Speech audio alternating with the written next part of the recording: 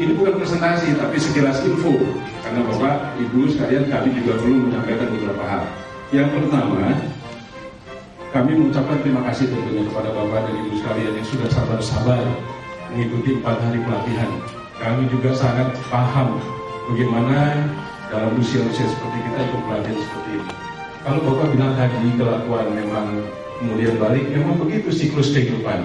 Nanti kita akan menjadi anak-anak dan anak kita akan menjadi orang tua. Nanti kita lupa, kita pikun dan sebagainya. Nah, itu orang tua kita, anak kita yang menjadi orang tua. Jadi kita harus menerima semua kondisi ini. Baik, Bapak Ibu sekalian, unit kami namanya Employee Contract dan Retirement Readiness. Unit ini bertugas khususnya di yang kedua itu, Retirement Readiness, menyiapkan para pensiunan. Nah, ini sekarang kami juga sedang mempersiapkan tahun ini 2000.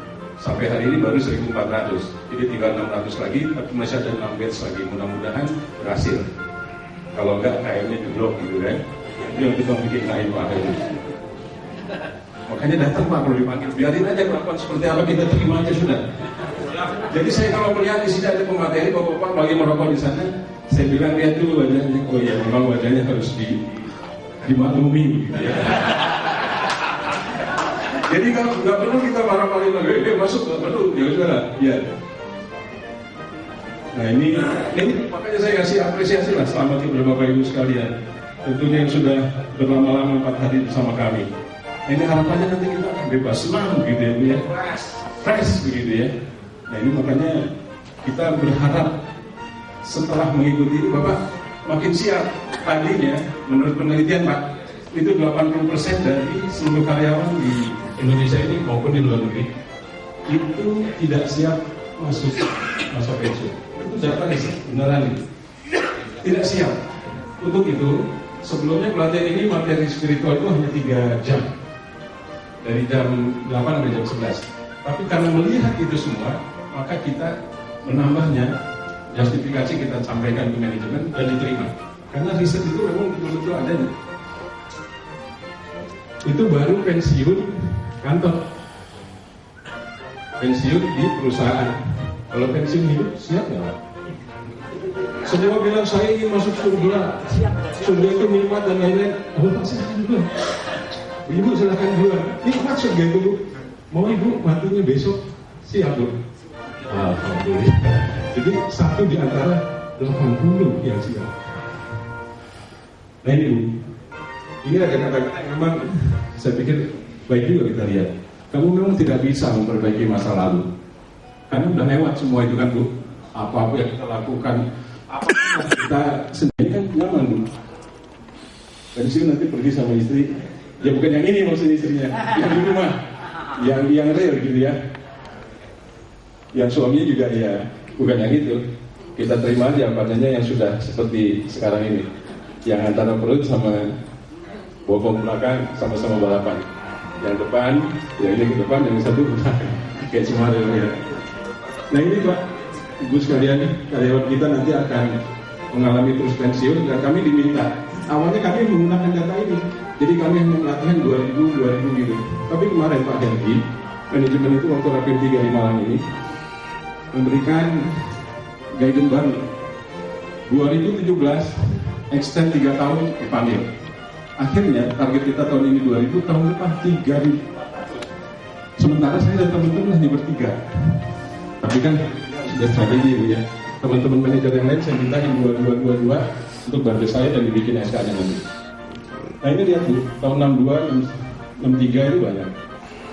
Sementara mereka menerima pegawainya hanya 150, 200 begitu ya. Nah ini makanya ibu jangan aneh dan bapak-bapak sekalian kalau lihat generasi muda Telkom yang fresh graduate itu masuk dengan kondisi yang tidak seperti kita dulu. Kita yakinin lah. Ini kita juga miris melihatnya. Diteliti Pak. Waktu kami di SDM kita teliti. Ternyata pegawai kita yang usia 35 tahun, masa kerja di bawah 10 tahun, itu terkena penyakit yang namanya hedonis. Jadi baru bekerja 2-3 tahun baru niat pincar, kapan saya jadi manajer, kapan saya jadi asman jadi manajer, kemudian pengen hidup kaya. Kalau nggak suka nggak dapat, resign. Kita kan enggak ya Pak.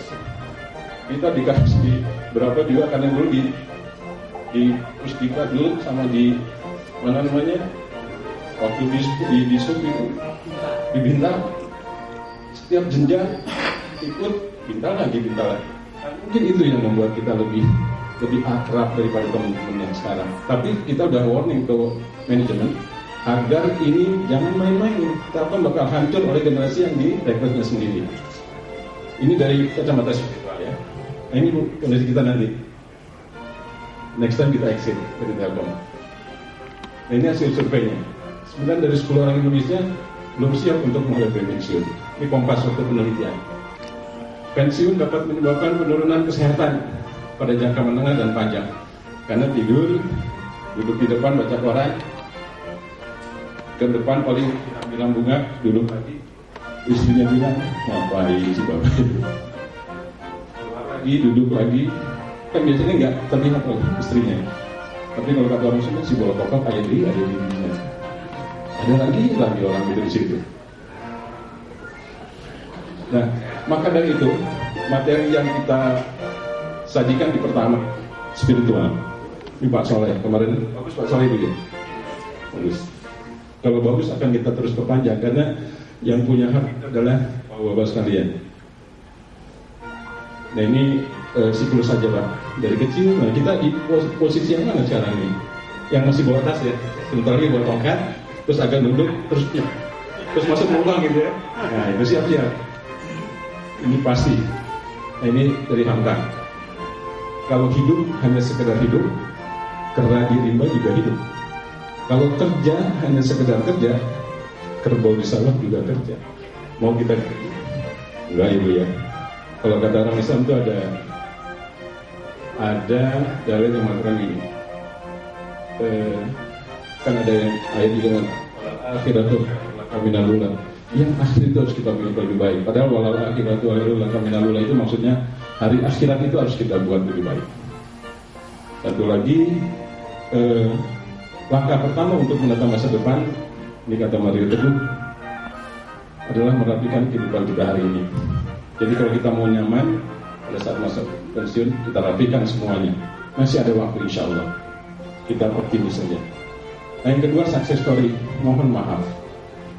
Kemarin, selama kita mengadakan pelatihan, personal yang dipilih itu tidak tepat waktu story. Kami mohon maaf. Banyak yang langsung ke saya juga. Mungkin banyak siapa penanggung jawabnya. Duduk ke saya. Tanya Pak yang itu telah dipilih. Saya bilang kecelakaan yang hari ini. Bukan apa-apa. Maaf bukan karena fisiknya, tapi yang kita ingin. Saya berpikir juga waktu itu mudah-mudahan fisik kita seperti apapun nanti spiritnya ditularkan ke kita, spirit usaha, spirit berjuang. Tapi ya kita terima saja. Mudah-mudahan ke depan hari kita bisa memperbaikinya. Semua tentunya tanggung jawab saya. Dan ini satu lagi, satu-satunya cara untuk melakukan pekerjaan yang hebat gitu, kata Steve Jobs adalah kita mencintai apa yang kita kerjakan. Nah kalau di dalam Islam itu kalau sudah sampai tingkat marifat, artinya kita beribadah itu karena cinta kita pada Allah, bukan karena aturan-aturan, karena surga neraka, bukan. Kita berbakti pada Telkom karena kita cinta kita pada Allah juga.